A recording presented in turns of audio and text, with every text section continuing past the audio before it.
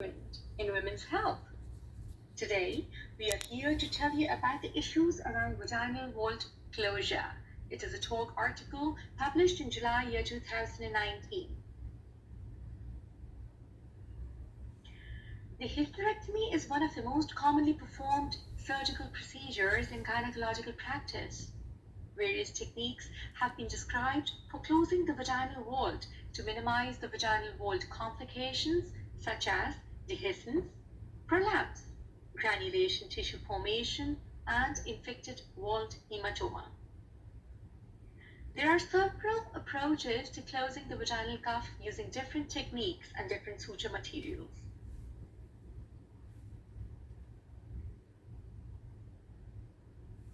So what are the vaginal vault closure techniques? The abdominal hysterectomy.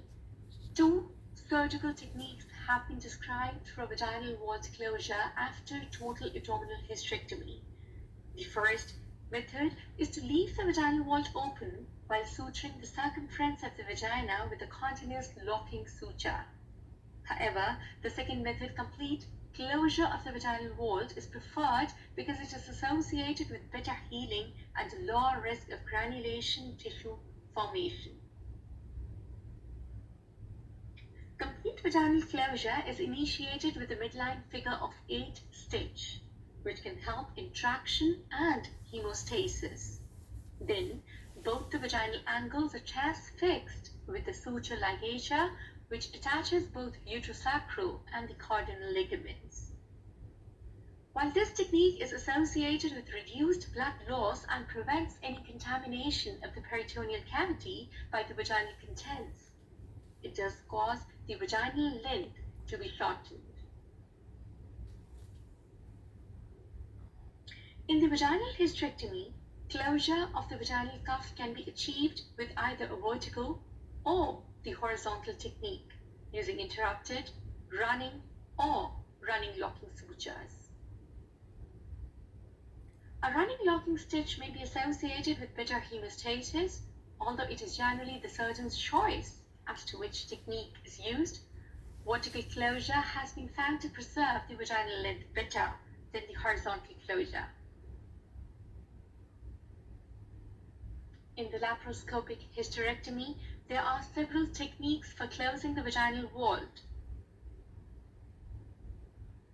The continuous or interrupted sutures, single or double layers, or knotted or unknotted stitches. The laparoscopic knotting can use intercorporeal, extracorporeal, or the barbed sutures.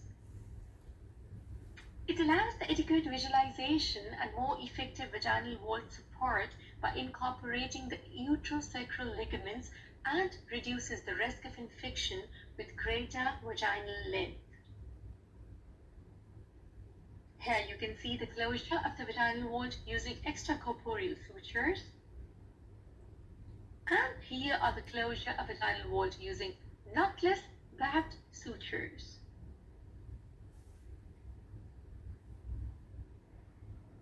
The vaginal vault complications. First is the vaginal cuff dehiscence. The vaginal cuff dehiscence is the separation of the previously closed vaginal cuff and is a rare but serious adverse event that can occur after hysterectomy. It can lead to evisceration, that is, prolapse, of the abdominal contents, especially of the terminal ileum, which can occur a few weeks or even years after hysterectomy. The incidence of vaginal cuff dehiscence was found to be higher after laparoscopic hysterectomy compared with the abdominal or vaginal roots, a very important single best answer.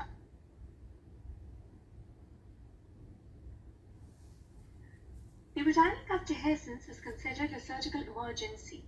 The red flag symptoms that require immediate evaluation include the vaginal bleeding, the vaginal discharge, the pain, and the pressure. The laparoscopic colpotomies cause more tissue necrosis and devascularization. 3 different forms of energy are used for colpotomy. They are the ultrasonic, the monopolar, and the bipolar. The incidence of vaginal cup dehiscence is higher in laparoscopic hysterectomy, as mentioned earlier, because of advanced surgical and technical suturing and knotting skills are required. The type of suture material used also affects the incidence of vaginal cup dehiscence. The use of early absorbable sutures is associated with higher incidence. I repeat, the use of early absorbable sutures is associated with higher incidence of vaginal cup dehiscence than when delayed absorbable sutures are used. The other contributing factors are the post-operative walled infection or hematoma, the postmenopausal state, the use of radiotherapy, the chronic steroid use, the chronic increase in intra-abdominal pressure, the obesity, the diabetes, the immunosuppression, and the early return to the sexual intercourse. It is a surgical emergency that requires immediate intervention, and the initial measures include adequate hydration and empirical antibiotics. That makes a very important part of your extended match question. The patient should be kept in Trendelenburg position, and the exposed bowel should be kept moist during transfer to the operating theatre. The American College of Obstetricians and Gynecologists recommends copious lavage of the exposed bowel, sufficient debridement of the separate edge before resuture, the full thickness interrupted sutures, and approximation of the vaginal cup dehiscence edge. Coming to the second complication, the vaginal wall prolapse. Now we all know it is defined as the descent of the vaginal wall to below a point that is 2 cm less than the total vaginal length above the plane of the hymen. The incidence of vaginal wall prolapse is about 36 per 10,000.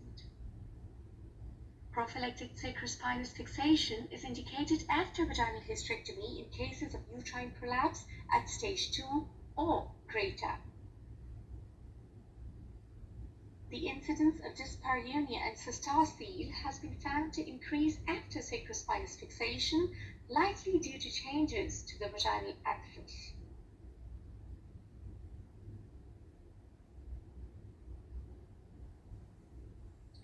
The most commonly used procedure for prophylactic vaginal wall suspension are the sacrospinous ligament fixation and the uterosacral ligament suspension. The prophylactic sacrospinous fixation is indicated after the vaginal hysterectomy in cases of uterine prolapse at stage 2 or greater. The incidence of dyspareunia and cystocele has been found to be increased after sacrospinous fixation, likely due to changes to the vaginal axis. It is a very important single best answer. The use of permanent sutures is not recommended during vaginal hysterectomy because the knot remaining in the vaginal cavity can cause partner irritation during the intercourse. The uterosacral ligament suspension can be done abdominally, vaginally, or laparoscopically. Maintaining the cervix may improve the sexual and the urinary functions after the hysterectomy. The Royal College of Obstetricians and Gynecologists does not recommend the subtotal hysterectomy for the prevention of post-hysterectomy wall prolapse. No technique has yet been found to be superior over the another for the prevention of vaginal wall prolapse. Intrafacial hysterectomy is only indicated for the treatment of benign disease. Coming to the third complication, the vaginal walled hematoma. The vaginal walled hematoma is more common after the vaginal hysterectomy and has an incidence of between 25% and 59%. Hematoma may occur as a result of post-operative bleeding during the vaginal hysterectomy. The interventions to reduce the risk of a walled hematoma include adequate hemostasis, use of antibiotics, and proper surgical techniques. Recently, the studies have shown that use of bipolar vessel sealing systems is associated with a lower risk of wall hematoma. Coming to the next complication, it's vaginal wall granulation. It is a common complication following abdominal hysterectomy that is a very important single breast answer. In most cases, it is benign and tends to regress spontaneously over a few months. However, it may be symptomatic, causing copious vaginal discharge, bleeding, and sometimes infection as well. The surgical techniques and the type of suture material used are the most common contributing factors. Now, how to manage this vaginal wall granulation? It generally involves 2 to 3 additional outpatient clinic visits for cauterization, silver nitrate application, or cryotherapy. The admission to the hospital for diathermy under anesthesia may be required. The post-hysterectomy prolapse of the fallopian tube is an uncommon complication that is often confused with wall granulation tissue. Treatment is mainly surgical, as the surrounding vaginal epithelium is incised and widely undermined and the tube is removed. The conclusion of the talk article. Closure of the vaginal walls is associated with possible complications. Patients should be well informed before undergoing such a procedure and advised of the post-operative care that will be required.